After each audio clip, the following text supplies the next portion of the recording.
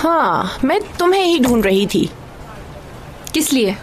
क्योंकि मैं तुम्हें पहचान गई।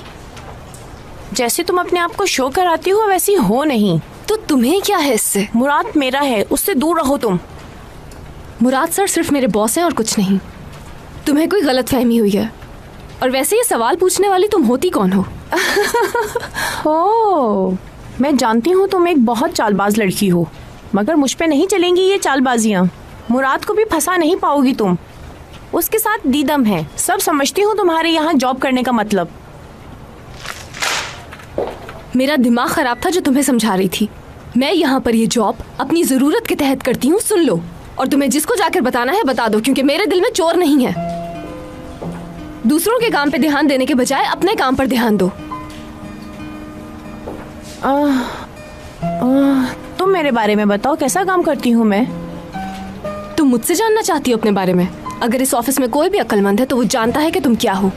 और मुराद सर की तो मुझे समझ में नहीं आती, उन्होंने तुम्हें यहाँ रखा हुआ किस लिए है? प्लीज मुझसे इस तरह बात मत करो, मुझे बहुत बुरा लग रहा है।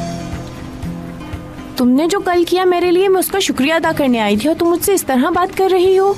अभी तो तुम कुछ और कह रही थी, ये अचानक क्या हुआ? ओह मुराद,